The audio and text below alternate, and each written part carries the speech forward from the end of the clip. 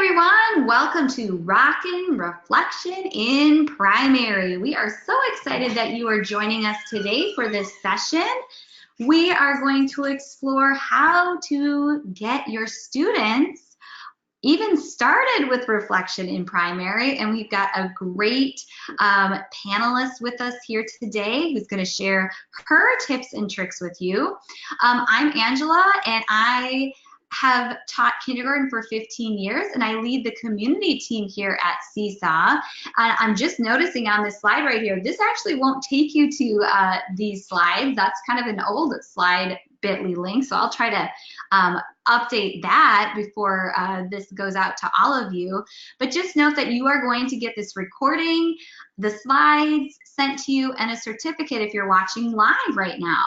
For those of you watching via the recording, you also can get a certificate. You just have to listen for a 6-digit code that we will say in chunks during the session. So make sure you listen to the whole session and you should be all set to go. So today I am honored to introduce to you Renee White. She is an amazing first grade teacher in North Carolina.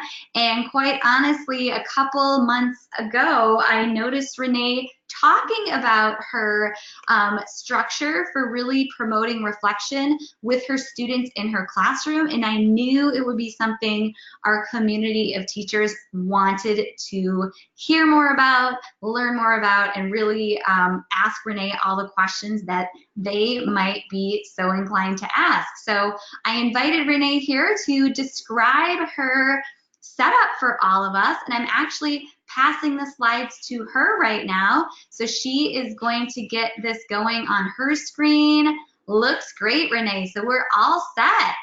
Yay!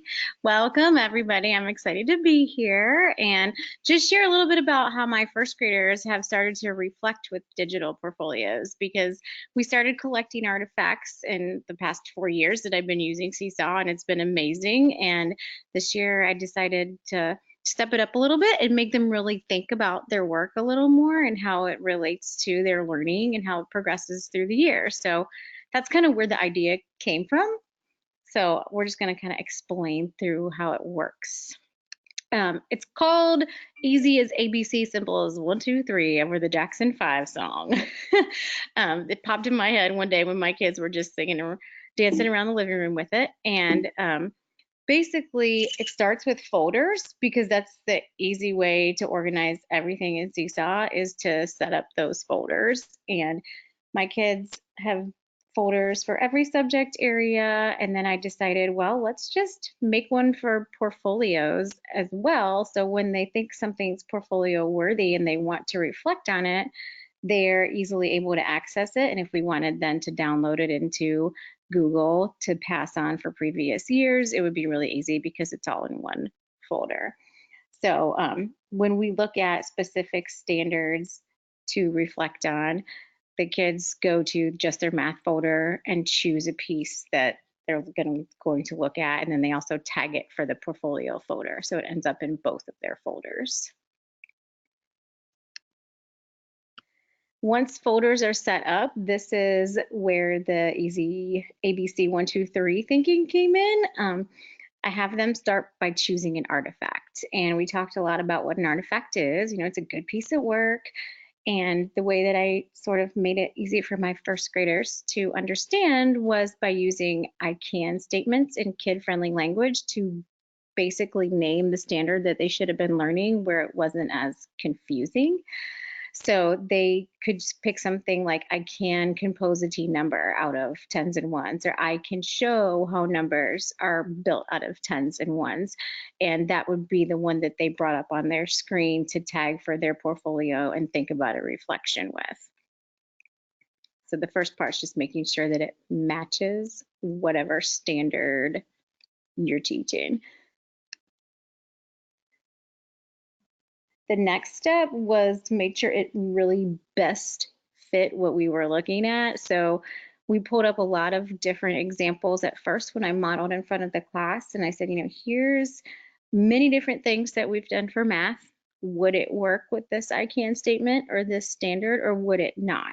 And we had lots of discussions about why it would, why it wouldn't, and if they would choose to pick it as one to reflect on or not, because some of them, even if they fit the standard, they decided, well, it really doesn't look like best work. So a lot of it, I just pulled examples from students in years past without their name to keep it anonymous, or I made some to have them look at, and had a big discussion about, which ones could really work and which ones couldn't, that you would want to be part of your portfolio of work.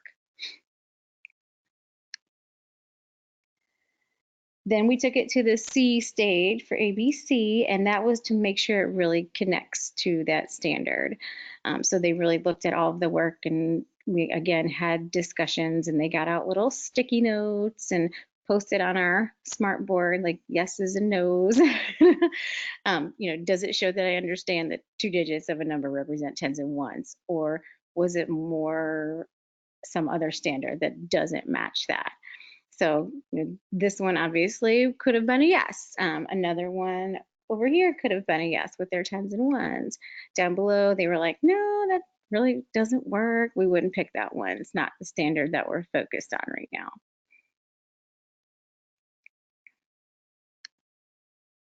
And then came in the actual reflection part once they learned how to pick a good artifact.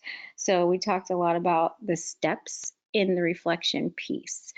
And what I had my students do was use that awesome comment bubble underneath your piece in Seesaw or whatever work they're looking at. Click the comment bubble and type in one sentence that told what the piece of work shows they know. Basically, how does it connect to that I can statement or that standard that you're studying? If they didn't want to type, and we started this like the second week of school, first graders are pretty slow with typing. They could text it, so it would type for them, or they were given the option of typing that little microphone and recording what the piece shows they know with their voice, so they were still able to at least give a reflection on their work. And on the slide, you see just a little example of one of my firsties this year.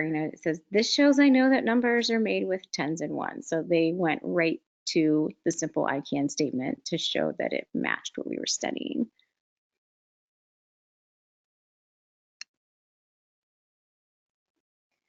Number 2, so number 1 was the know. What does it show I know? Number 2 is, we call it a glow, which is really just something great. What do they like about it? What glows about their work? What's something that they think they did really well?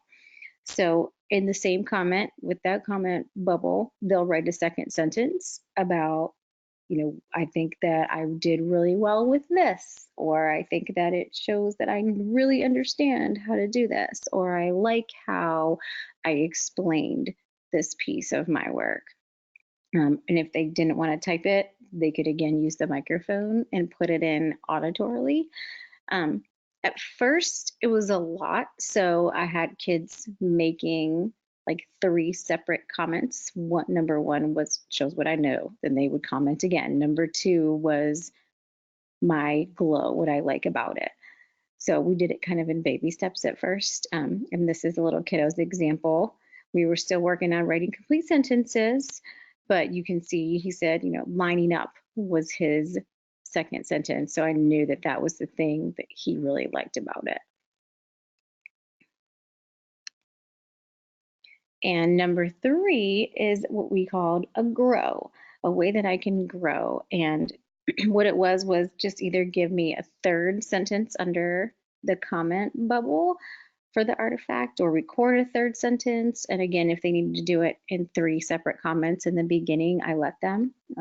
Now we've been doing this for like a quarter and a half, and most of them can get it all in 1 comment. They type in 3 sentences, or they record 3 sentences because they're getting used to the routine of how it works.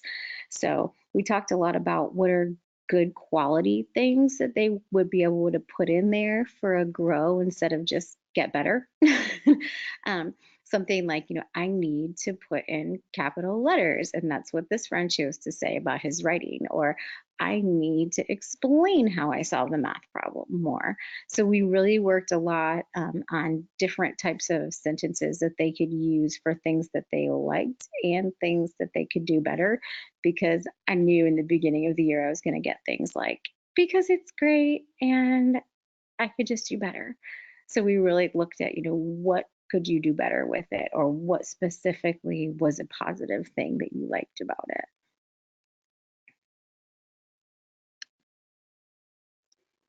Does anybody have any questions? Wow, I bet there's going to be lots of questions coming in, Renee, and I love it. So maybe just like hold yourself on this slide. A couple questions that I'm going to ask while people are typing in their questions, because I know they're thinking about this. I think it might also be helpful to know that Renee is in a year-round school. So your itty bitty started with you in what month, Renee? We started in July. Yeah. Right. So, yep. So starting in July, and Renee, I would also describe as very willing to try new things, and also does a phenomenal job of modeling and practicing and breaking things down into easily digestible steps for her students. So some people watching might be thinking, oh my goodness, I don't even know if my third graders could do this, or type the, comments in. Did you, when you started this, Renee, and I would imagine even step one is just figuring out which post to choose, right? Like you're saying A, B, C. Absolutely. Did you kind of just break it off into that component first and do lots of modeling and practice? I mean, you talked about it a little bit, but can you explain that a little bit more for us? Yeah, for the first couple days before I let them try their first sentence in the comment bubble, we did a lot of practice with some examples that I had, and even in my sample student, or my, I set one or under my name in our class account, just on, does it match the I can statement for the standard? Would you choose to even that portfolio folder or not? So we had a lot of discussions and used, like I said, little sticky notes for ones that I put up, and they'd write yes or no. Yeah. So to kind of get them thinking along the lines of, does it match? Does it make sense with what I'm supposed to be learning, or is it something totally different? So we did a lot of modeling with that and practice whole class. And then when you started having them do, the 1, 2, 3, the typing the reflection part, which, just side note, I'm so impressed you're having your first graders type. I would totally be like, let's record voice, but awesome. You're so brave. I would like to learn a little bit more about that. Did you just start with one aspect, or did you just go like, we're doing all three right off the bat? I was crazy, and I did all three. I did all three right off the bat, and it was a little bit crazy, but I'd say by the third week they got it, and they can. I mean, I have a few new friends who are still learning, but for the most part, ones I've had since July, they can do it by themselves. If I did it again, I probably would do like number 1 this week, and then maybe add number 2 next week, and baby step it a little more, because it was a little bit nuts. Yeah. Okay, so we've got a couple great questions coming here. So Karen is wondering, is there, and actually before I go into this question, I need to give the first 3 digits of the code for the certificate. Those digits are 937, and I've got to remember to give the next 3 digits here in just a bit, so keep on listening. Karen is wondering, is the artifact something they already posted on Seesaw, like an activity, or also a journal response that they've already completed? And I'm just going to answer that one. It's already in Seesaw, right, Renee? Absolutely, yes. Martha is wondering, would you recommend having like a STEM sentence frame with an I can statement ready for them when they first start? I would. Okay. Yes, because that is something that after I got mine up and started, that's exactly what I was thinking next year when I launch it with a new group of kiddos, that I would do that because I think it would be easier for them to have a sentence frame to start off with. Right. Yeah. So Amy is wondering if you can share a little bit, Renee, about your thinking behind creating a separate portfolio folder when Seesaw itself is a portfolio. Can you talk a little bit more about that? Are you hoping that they spend a little bit more time even reflecting what goes to that special folder? Yes, that's kind of where it came from too. And our district has been really focused on the fact that things can be a warehouse and hold a lot of work, but it's not truly a portfolio of work unless the kids reflect on it and show growth and think about their learning, basically. So that's why I set up the portfolio folder. So Yep. it became more of their reflective personal piece where they could go back even, in fifth grade and be like, whoa, look what I did in first grade without having to look like through 700 entries. Right. And in Renee's class, they are posting a lot. So it might be something, even I've seen teachers, and I even did this on my own, preparing for like family conferences, for example, or parent teacher conferences. I would have a pared down, a folder that was specifically to highlight something. So that sounds kind of similar in this situation as Definitely. well. That was my next steps. I'm like, I can use this for student conferences because they just have Right. Karen is wondering, how often do you have them do a reflection piece like this? Mhm. I've been doing it almost every week, almost Wow, every week on Fridays. So most of them have like a good 9 reflections in there already. got it. And can you just remind us too, when you started doing this with your students, like how many weeks into the school year? I started like week 2. Wow. Oh my gosh. Renee gets the gold star today, everybody. I was like, okay, what have Wow. we learned about? And we talked about it. And I was like, so here's what we're Yeah. gonna do. You're gonna tell me what you know about, one thing that you've learned about. And we started with just the what does it show I know kind of as a Yeah. class and doing it. And then I let them try one and we kind of just built it from the next week 3. We kind of threw all of them at all at once and it was a little bit too much. I probably needed to back step and baby step it a little more, but Well, but jumping in there is great. I think one of the things that I noticed with my kindergartners, even not using this process that you're describing, is even having them just post into Seesaw, but just even record their voice with mhm. a sentence stem is really getting them to even start to think or practice that reflection. So it might even be easy just to think of it that way too, of if they're taking a picture of the pattern that they created, saying, I can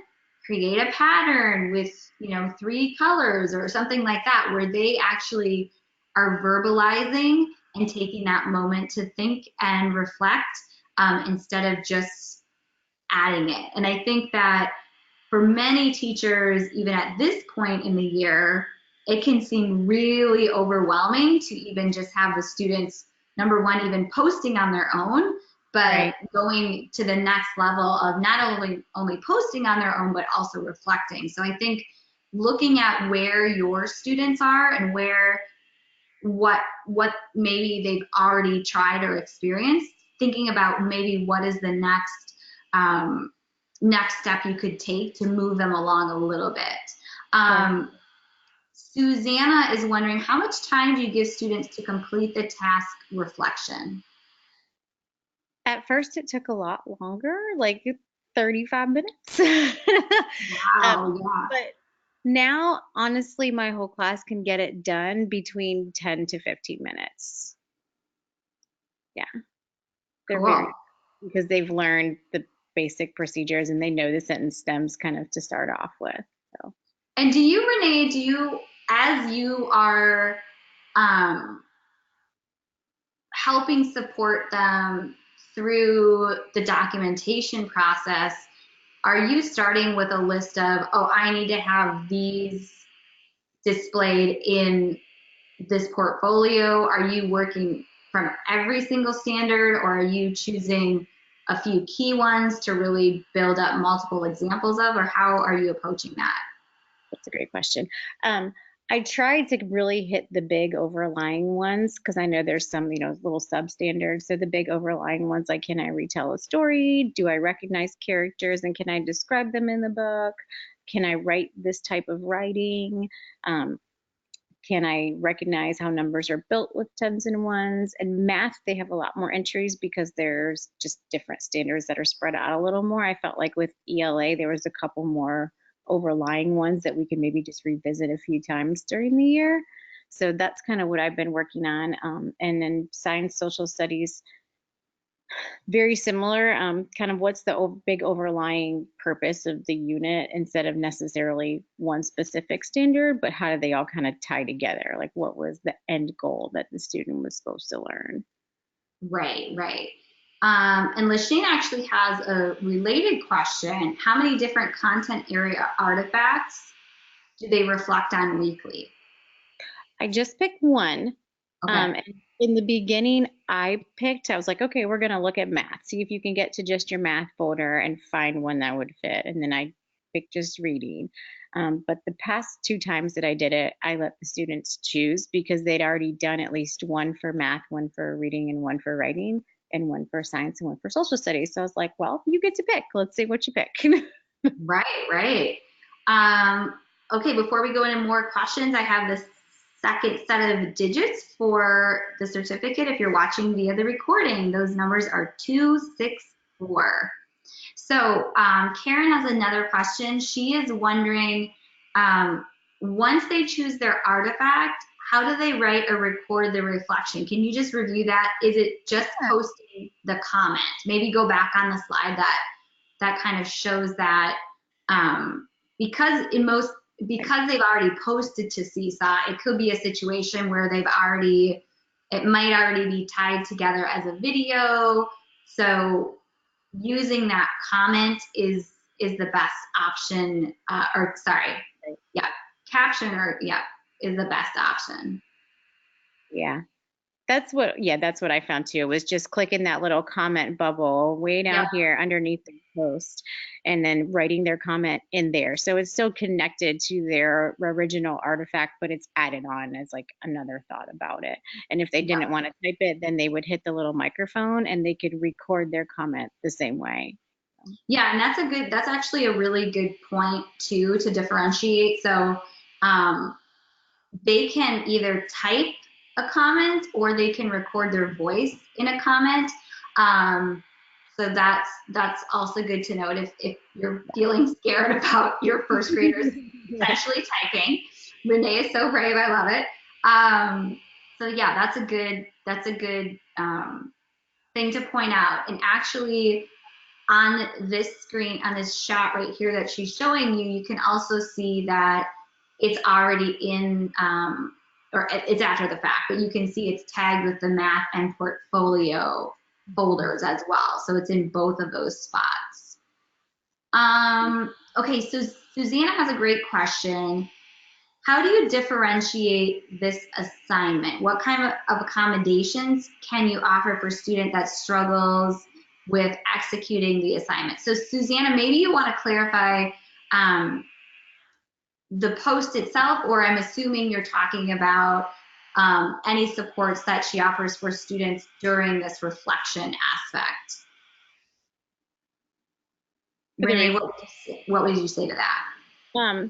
I'm hoping she's asking about the reflection aspect. Yeah, I think so. Yeah. For that, I gave mine. I didn't print out and type up sentence stems, but I gave them some on whiteboards and had them maybe just verbalize and have a teacher or a TA walk around and help them sort of scribe what they would fill in the sentence stem and talk with them about what they would say. So even if it wasn't matching perfectly what was in the sentence stem, most of those students, I let them record with the audio because they were able to say it faster and easier than typing it or even writing it out with their hand.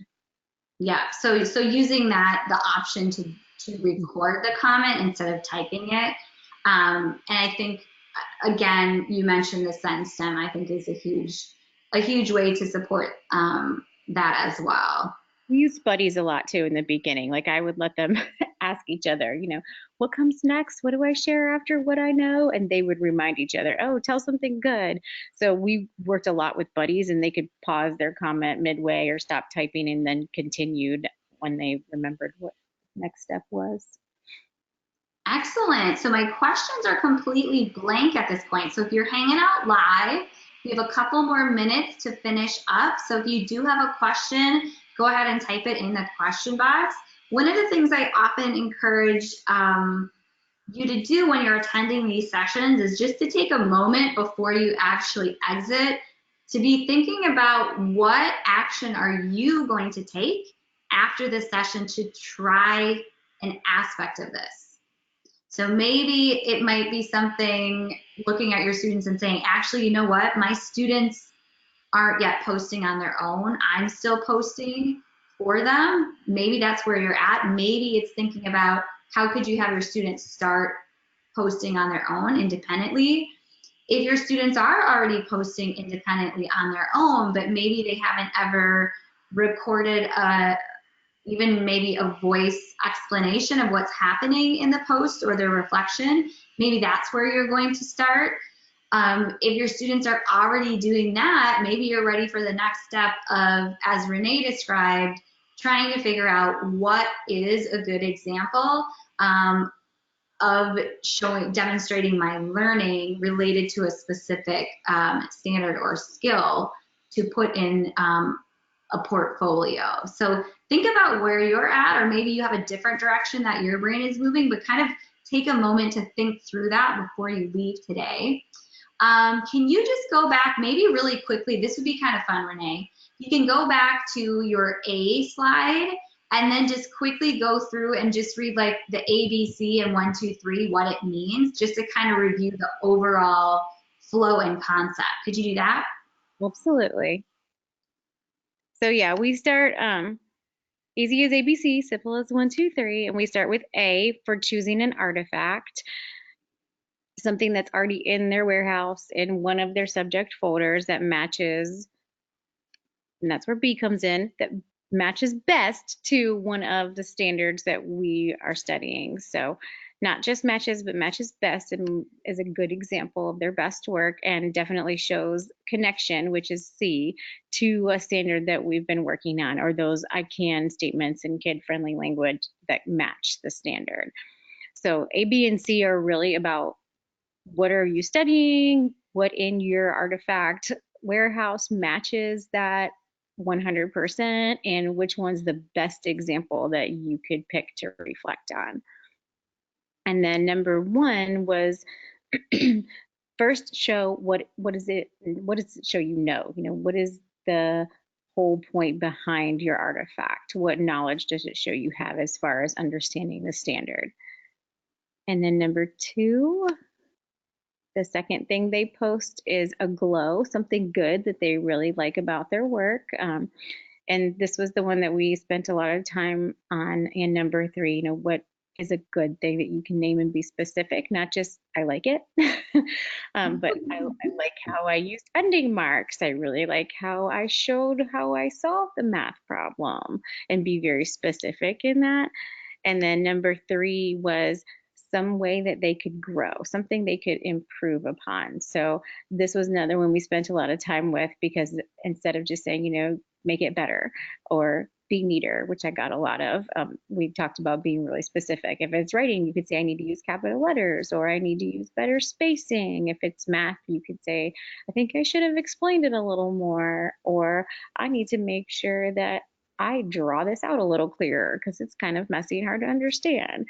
So just being really specific in number 2 and number 3 has taken some time, and we're still working on it. It's work in progress, but they're getting better. Great. Thank you. I love that quick recap. I love it. Final question that was coming in before we scoot out of here today was, does Seesaw offer any resources or activities for ELL learners, and or are there activities in Spanish?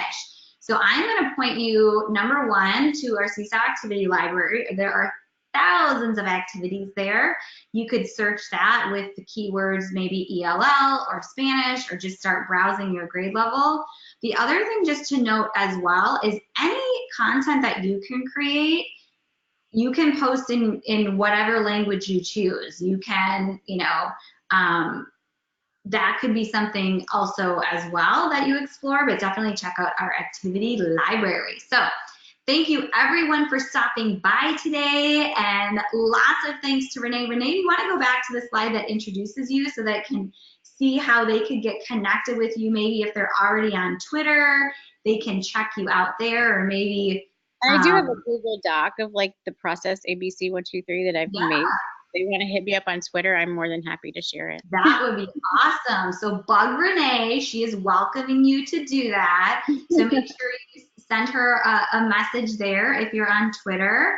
But thank you so much, Renee, for coming and sharing your ideas and examples. We really, really appreciate it. And I encourage everyone here right now to just take a moment when you leave to fill out a quick survey. We would love your feedback, and we will see you next time.